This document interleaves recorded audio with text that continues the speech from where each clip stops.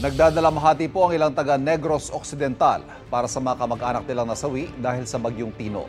Sa Iloilo City naman, nagsisimula ng bumangon ng ilang biktima ng bagyo. At may unang balita live, si Eileen Pedreso ng GMA Regional TV. Eileen.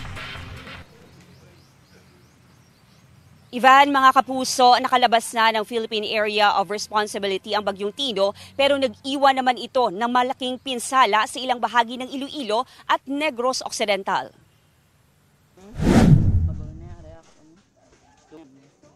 Sa Haro, unti-unti nang bumabangon ang mga residente na nasiraan ng bahay. Isa ang bahay ni Aling Sharon sa 266 na bahay na nasira dahil sa bagyo. Natuklap ang buong bubong ng kanyang bahay dahil sa hangin at malakas na alon. Nagpuli lang ko di kay paptan ko para makapuli sit. 23 na bahay ang totally damaged, habang 243 naman ang partially damaged, ayon sa record ng Iloilo City DRRMO. Sa Uton, Iloilo, maaga pang nagsagawa ng clearing operation ang mga residente matapos mabuwal at maputol ang mga sanga ng puno sa kanilang mga bakuran. Sa Barangay 8 Tigbawan, kanya-kanya sa pagpapaayos ng mga bubong, dingding ng kusina at iba pang bahagi ng bahay ang mga residente. Ginaano ko para may pang dingding bla sa nagkaraguba bla diyan sa Kilsiledo. Sa Barangay 9, lubog pa rin sa baha ang ilang bahay. Bumabagal naman sa pagpapatakbo ang mga motoristang dumadaan dahil mataas pa rin ang tubig sa kalsada. Sa San Joaquin, Iloilo, hindi madaanan ng mga sasakyan ang kalsada mula sa Tiolas patungong Hamtik Antique dahil nasira ang bahagi ng National Road sa Barangay Lopez, Vito. Makikita sa aerial view ang malawakang pagbaha sa bayan ng Sigma sa Capiz nang nanalasa ang bagyong Tino. 17 sa 60 na mga barangay na binaha sa Capiz ang nasa Sigma. Amat-amat, abi na naog ang baha from the 2nd district to the 1st district. Ang hindi usual ginabaha niya subong siguro silted na gid ang aton rivers. Ilang puno ang nabuwal dahil sa malakas na hangin.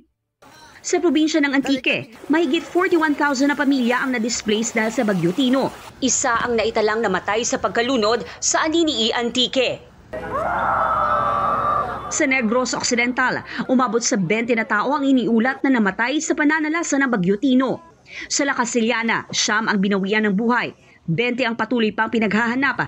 Karamihan sa mga namatay hindi umano nagawang mag-evacuate ayon sa LGU. Si Mang Vicente, hirap matanggap na binawian ng buhay ang kanyang asawa. Ang tatlo nilang anak, kabilang na ang siyam na buwang sanggol, ay patuloy pang pinaghahanap. Nakasabit ko sa kahoy. Nagkatukan ni kami sa ilan ni ugangan kay taas sila balay. Tapos?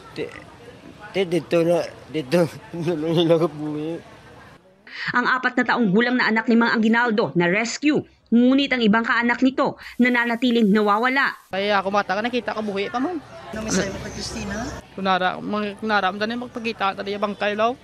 May 3 iniulat na namatay sa Bagos City, 2 sa Ilog, 2 sa Morsha, 3 sa San Carlos City at 1 sa La Carlota City. 33 ang nawawala. Nagpapatuloy pa ang verification sa mga report.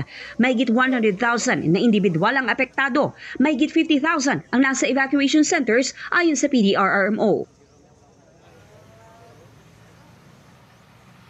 Sa ngayon, mga kapuso, pinag-aaralan na ni Negros Occidental Governor Eugenio C. Lacson kung isa sa ilalim sa state of calamity ang probinsya dahil sa pinsala ng bagyong Tino sa agrikultura at mga bahay.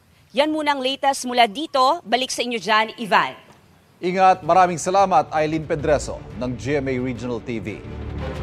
Igan, mauna ka sa mga balita, mag-subscribe na sa GMA Integrated News sa YouTube para sa iba't ibang ulat sa ating bansa.